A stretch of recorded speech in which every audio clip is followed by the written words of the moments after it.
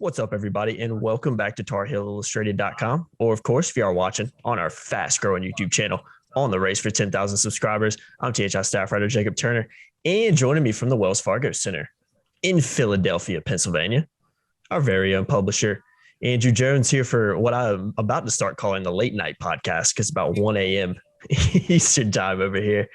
And obviously, Carolina picking up this 73-66 win over number 4 seed UCLA to advance to the Elite Eight. Tar Heels going to play St. Peter's, 15 seed St. Peter's, a Cinderella of the tournament so far, on Sunday afternoon at 5:05 p.m.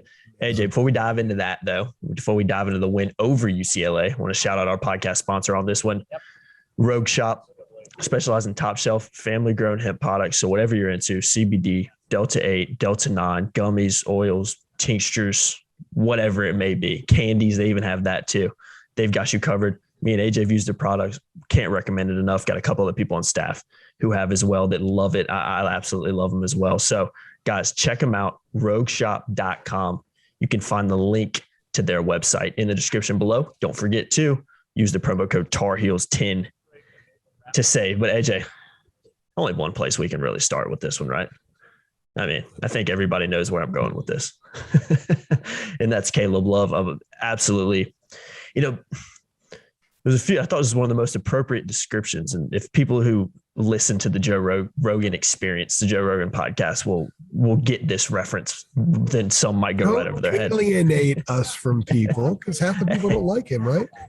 That's true. I don't listen to him. Just keep it, on the record here. Just to keep the peace, right? I don't have a for or against thing on him. People are these days. So yeah. I'm not pro or against him. I'm indifferent. I'm Switzerland when it comes to that. Oh, I love it. Staying neutral on that one.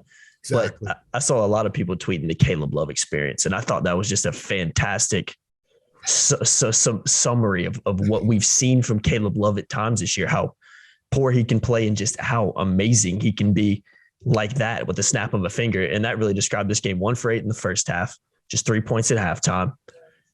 Carolina needed him and RJ Davis kind of throwing him to that boat. He had a quiet first half as well. So they needed one of those guys to get going.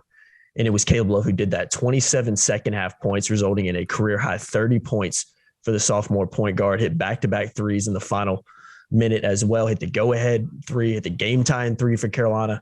Was just absolutely fantastic in the second half in particular. And I said it. I think a lot of Carolina fans witnessed greatness from a player tonight. You see that come out in big moments like this, big tournament moments. You see big-time players step up and make big-time plays.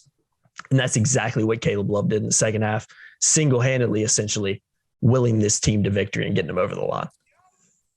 Making shots, we'll hit on something else the next. The collective effort on the other end and just doing the little things was pretty impressive. But he changed shoes at halftime. Yeah, I was going to ask you about that. There was an ad, I don't know, an Ike ad or something like that, since we're going to talk about people, shows and stuff like that. I remember it's got to be the shoes. It's got to be the shoes. And he had the black kicks on in the first half. It changed to the Carolina blue ones. And he said it was Eric Hoots, who's been very popular on this podcast lately because he's the one who stayed in the locker room with Brady Manick last week during the Baylor game. The whole time Brady was in there, an hour and 12 minutes between the time he left and the players came in after the game. Eric Hoots was in there with him, and Eric Hoots was the one who suggested to to Caleb, the black shoes don't work for you. Because he's worn them before. He wears a lot of different shoes, but I remember him wearing the black at times in the regular season. Those were some of those 3 for 17 games with 4 turnovers, that kind of thing, which is part of the Caleb Love experience, right? And then the second half, he put the other ones on. Hubert had a little bit of fun with that as well. Obviously, it's not the shoe. Hubert said he didn't even know he switched shoes. Yeah, no, that was a funny part of the press conference. Yeah, and I believe it because honestly, I didn't even pick it up. I'm sitting courtside. I'm sitting right behind, almost behind the Carolina bench, sort of at about, I don't know, in between the top of the key and mid court. And I had Matt Painter in front of me the entire time during that first game, and that was an interesting experience. That we'll talk about tomorrow about St. Peter's, but. Here's the Caleb Love Experience moment for you right here, okay? So I believe the score was tied at 64, and Caleb comes down the court and right over there launches about a 27-footer, 26-footer. Hubert immediately goes like this. right in front of me.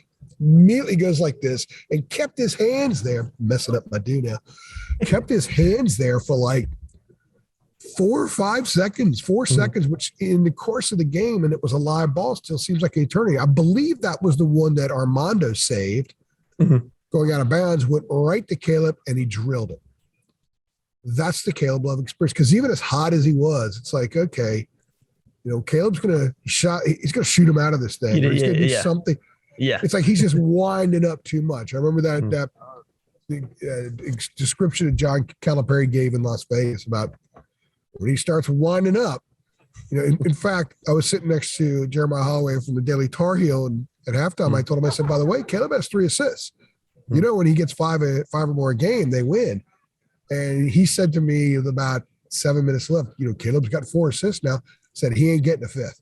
Nah, he's like, and he didn't. No, he's not passing the ball. The Caleb Love experience tonight was, I'm doing it. And when he flexed, you know, the first basket of the second half was just a drive. He didn't get stopped as a basic left-hand drive, something you see almost like in a layup drill. And then he missed a 3, so he was 2 for 10 at that point. So he was 1 for 8 in the first half. But then he started getting lock and loaded, man. He hit a couple, and then he hit one in the lane, and he flexed when he ran up the court. Usually that flex is after a big 3, a contested 3 where he's got to yo-yo a little bit with the ball and he lets it fly. He did that after something in the lane because Hubert told him at halftime, get in the lane, son. Your game is getting in there. Your game is driving. Your game is contact. Your game is talking. He didn't tell us. He told him his game was talking, but it is. When Caleb is gyrating, when Caleb is gesturing, when Caleb is yapping out there, he's usually playing well, or he's about to do something big. And that's what happened in the second half. He had all that. You saw the best and the worst of Caleb Love. Somebody actually tweeted, I put 1,000 tweets out tonight, but somebody replied on one of them and had a tweet about Caleb, like he'd missed 5 straight shots or he's 1 for 7 or something like that. Guy tweets, Caleb Love sucks. And about an hour and 15 minutes later in real time, an hour later in real time, Caleb Love's great. Same guy. Oh, I love it. I love Twitter, man. That, again, if we're talking the Caleb Love experience, I didn't know we were going there, but we can play on those words. That's part of the Caleb Love experience. So, and the North Carolina basketball experience, Jacob, is we said this back in December. We were doing a pod, and we were over in the corner. I think it was when you were actually at the game. We were doing over in the corner with the visitors tunnel, and we pointed to the Carolina tunnel and said, Hubert knows someone on that tunnel will go for 20, 25. Oh, yeah. Every night. And that's been a constant, no matter how poorly they've played in stretches, no matter how poorly they've defended in stretches, no matter how lethargic they've been in stretches, someone is going for 20 plus, 25 plus. I mean, it was 20 plus back then.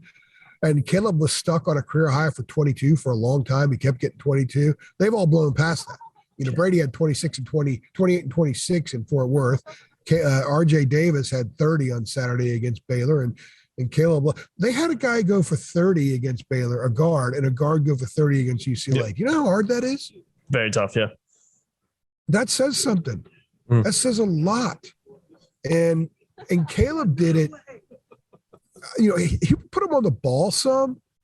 You know, when you get the perspective of being right there, and God bless the NCAA tournament for having us close by again this year, unlike last year and stuff, but you really get a perspective of some interesting stuff. And I think part of putting him on the ball a little bit at times was just to kind of get him going. He wanted to drive. It's a lot easier to drive from the top than it is from the wing.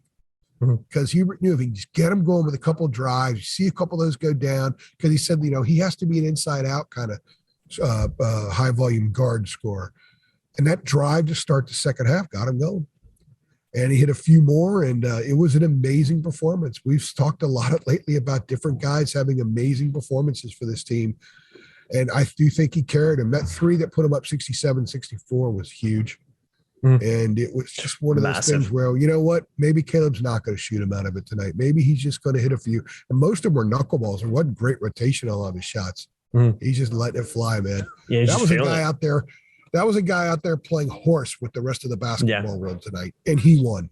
Yeah, absolutely. You just see his confidence grow too in the second half as those shots continue to fall. I mean, I don't know if I've ever seen a more confident Caleb Love. We've seen him have some, you know, really, really good stretches in second, you know, half performances this season, game performances this season. But I think when it comes to somebody just being quote unquote in the zone. I think Caleb Love was the definition of that tonight. So that's big time. Very well put, Jacob. Extremely well put. You nailed it right there. He was in the zone. Yeah. I mean, what can you say? And he's electric to watch when he's in the zone too. AJ, before we dive into the second thing, going to run through some stats real quick. Obviously, Caleb Love leading the Tar Heels tonight, as you guys already know, career high 30 points. 27 of those came in the second half, 4 assists too. So didn't get over that 5 assist mark, but he was close. He almost got there, but the other stats to 20. Yeah. When he has 5 or more assists, they're like 10-0, 11-0. And when he scores 20 or more points, I think they're up to 15-0 now, something like that. So they truly do go as assists. The assists are 14-0. I think the scoring's now 13-0. So I have to look it up. There's so many numbers with this team right now that are amazing. Unbelievable. I'm looking forward to Steve's post-game notes. I didn't mean to hijack there. So go ahead.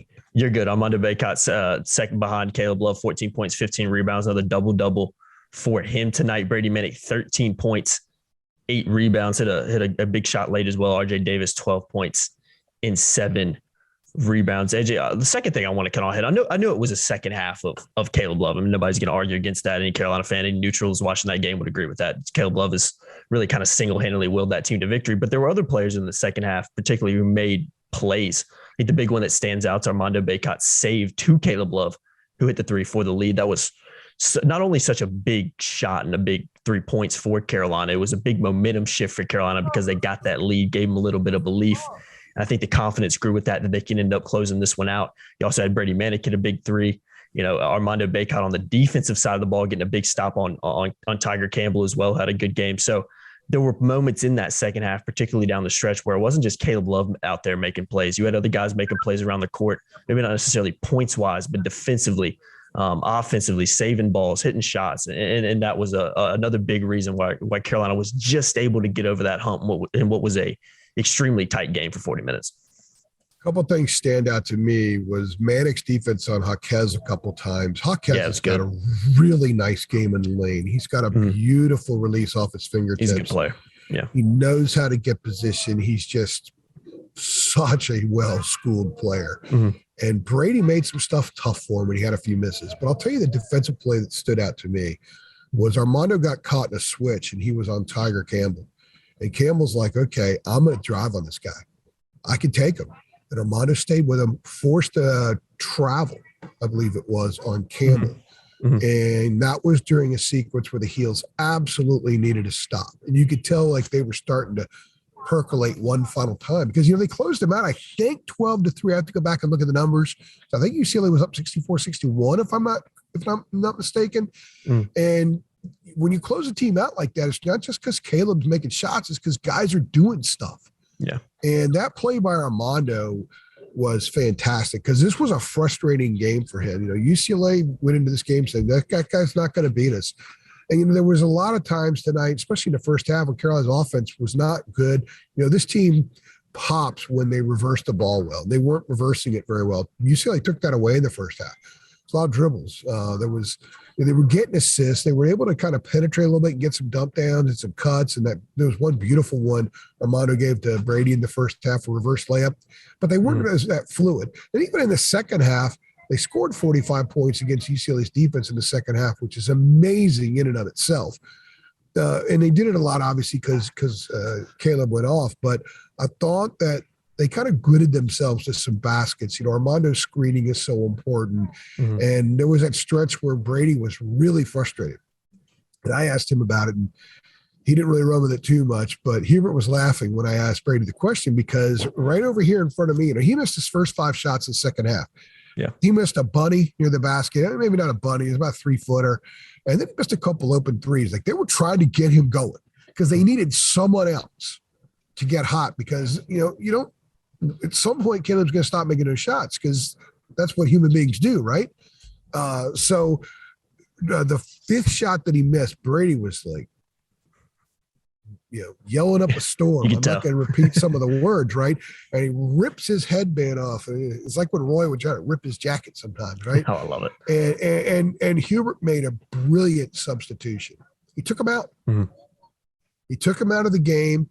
And while he was out, Puff went in, and Puff made a really good defensive play and forced a foul on a rebound on the other end during that sequence. And Brady came at Yeah, Hubert said that they told Brady a joke. He wanted him to calm down. Somebody told him a joke or two. I was trying to confirm if there really was one and what the joke was, but Brady came back in, and about a minute and a half later, he hit that three. And I think that relaxed the team a little bit because they weren't so reliant on Caleb. Because once Brady hits one, 3 or 4 more could be coming in bunches. Absolutely, yeah, and they could come at any time in a game. So when he hit that, UCLA's like, oh crap, and Carolina's like, all right, we're not just Caleb now. Brady hit a 3. We're okay now. We're starting to be okay. And I think that was an enormous play in this game. There were lots of little plays that were actually really big plays because you don't advance to a regional final because one guy scores 27 points and a half after changing his shoes. There's so many things, especially against a team like UCLA, that has to go well, that you have to do. And there are a lot of things that don't go well that you have to fight through. And I think that all those little things were part of them collectively fighting through. This was step up, do your work, bring your lunch pail, make sure you leave everything on the court kind of games. I hate to be so cliched, but it's true. And that's what they did. They were doing the little things tonight that they didn't do consistently in November, December, January, and a couple occasions in February. Yeah.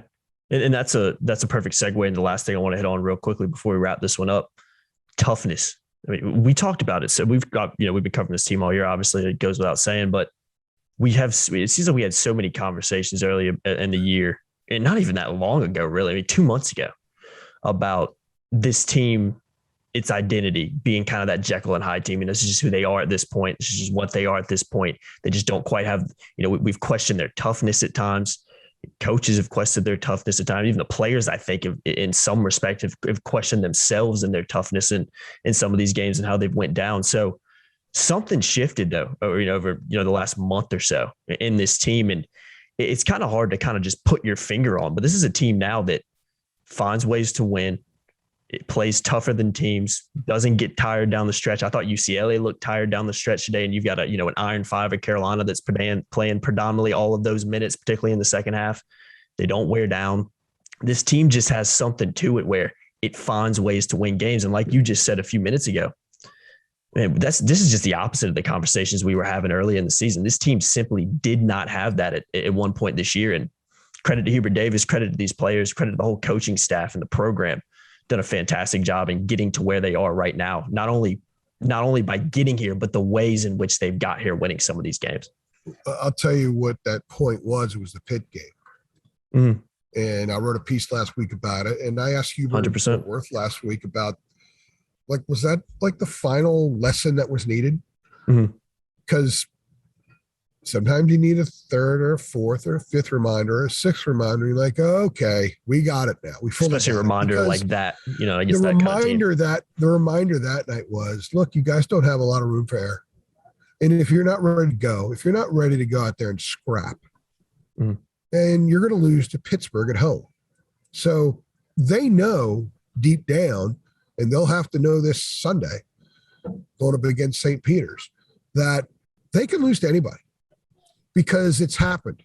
That happened in an interesting time because the narrative about North Carolina at that time on February 15th or 16th, whatever it was that, well, no, they don't have a Q1 win, but they don't have any terrible losses. I mean, they've lost badly to some teams, but they're all top 2-3 seed type teams, right?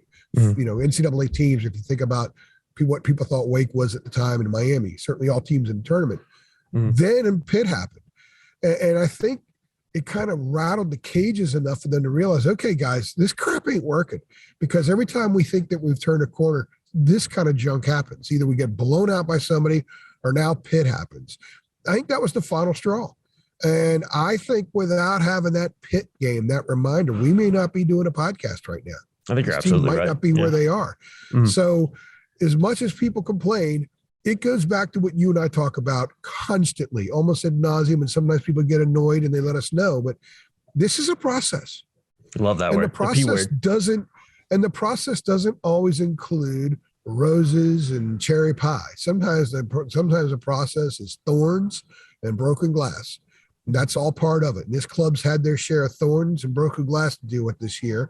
But there's an old saying that somebody told me in the place I worked before. They said, you got to dig through the what, and I'm not going to say the word here, to get to the gold.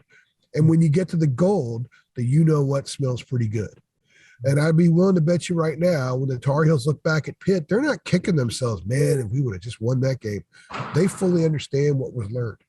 Because remember, Hubert said he went in the next day in practice and showed them 20 things on tape that they did in that game that they weren't coached to do. It's all up here. All up here.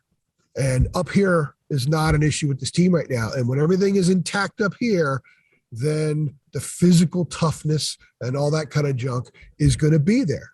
And guys that are highly skilled, they have 4 dudes that can go off. We talk about it. So if the whole team is collectively in the right frame of mind, someone's going to go off. Yeah. Because that's the law of averages with this group. Someone's going to have a big game. And we've seen that through the first 3 games of the NCAA tournament. And we very possibly could see it on Sunday here in the regional final. So this is who they are. They've shaken a lot of those things. At this juncture in the season, they've won, 15 out of 18, 16 out of 19? Think about the last 3 weeks. 3 weeks ago? Yeah, 3 weeks. 3 weeks ago, tomorrow, they won in Cameron. I know. And I go back to the Syracuse game, gutting that thing out in overtime the way they did, because there was a lot of pressure on them that game. That's the last game I think they actually played with a lot of pressure. They'll have pressure Sunday, and we'll talk about that tomorrow. But they had a lot of pressure to beat Syracuse, and they came together and they did it. Okay, so then they go to Duke and win. Then they rout a Virginia team program that's given them all kinds of crap for years, all kinds of trouble. Okay, the Virginia Tech thing, I think they'd done enough. They weren't totally dialed in, and it wasn't a lesson learned. It was just, okay, it happened. You had to play the game. You go home, you get ready for the next one. The ripped apart a Marquette team a lot of people thought would beat them. Ripped apart, and then had to withstand the craziest finish against Baylor. Then they came here tonight, and there were about 5 or 6 different times in the game I thought, man, UCLA is like this close to taking control of this game. Yeah, and the Tar Heels, they were getting toward a corner, and they threw some body punches. It backed UCLA off some, and then they were back in the middle of the ring, and they fired a couple themselves. That's a tough team. That's a mentally tough team. That's a physically tough team. And without the stuff that they've been through this year, I don't think they would have been here tonight doing that stuff. And I guess it's fitting that in Philadelphia, they won sort of a boxing match tonight, but they did it with skill. And that's the thing about this team. A lot of clubs, they talk about, boy, you got to win a rock fight to beat them. But Carolina could win rock fights now, but they're also highly skilled. Yeah. They got dudes that can make shots. And if you can win a rock fight and have dudes that can make shots, you get to the Elite Eight. Yeah. Couldn't have said any better, AJ. Good stuff. Carolina getting the 73-66 win over former 4-seed UCLA, like you said, advancing to the Elite Eight, improving to 27-9 on the season. Carolina's first Elite Eight appearance since winning the national title back in 2017. And like we've talked about a few times here, we'll play 15-seed St. Peter's on Sunday at 5:05 p.m. in the Wells Fargo Center. I've been Jacob Turner. He's been Andrew Jones. Let's do this tonight, guys. If you enjoyed that victory, if you enjoyed the analysis on this late night pod that's about to wrap up here at about 1:10 a.m., go ahead and give this video a like below. And if you're not subscribed, go ahead and hit that subscribe button. Carolina keeps winning for us, AJ. We got to hit that 10K before the year's over. Guess I have not started many of my pieces yet. Like I've taken notes, I've done snippets. You know how it works. Yeah, God, do I. It's going to be 1:15 when I get back in the press room. I honestly won't be finished until 6 a.m. Hey, guys, that's why you got to comment. This is another segue into one that I want to say real quick before I wrap this one up. AJ, head on over to TarHeelIllustrated.com and sign up for $8.33 a month. You see the work we're putting in over here, these late nights. No sleep for us, AJ. We don't need any of that. I'll be back over here at noon tomorrow. So it'll be 6 a.m. at the earliest because I've got my 5 keys, my column. I'm going to do a sidebar on Brady. I'm going to do a sidebar on Caleb. And I got to send the email to all you guys to send in your staff picks. So you have no excuse now. You missed one here recently. I know. I did miss that one. Send it in as soon as we're done. Oh, well, I'll hop on that. Hey, I got to think hey, about that one too. I forgot to put, excuse me, I can't even talk now. I forgot to put the game thread on the front page today. And I realized it happens, man. You know why? Because I'm sitting there watching St. Peter's in Purdue, and I'm just in total amazement. Mesmerized. Totally forgot about putting that on the front page. So, hey, so you and I are even on that, right? We're even. I'll get the bounce back. I'll get the bounce back tonight, AJ. I got to put a little thought into this one too. It's the interesting matchup coming up. We'll preview that matchup. It is going to be interesting. We'll preview that matchup tomorrow on Saturday afternoon after the press conferences and everything are done. But again, guys, check out the Rogue Shop as well, rogueshop.com. Make sure you use that promo code TARHEELS10 to save on their fantastic CBD related products that they have. Like, share, subscribe, hit that notification bell as well, so you know every single time we upload. See you guys in the next one. Thanks.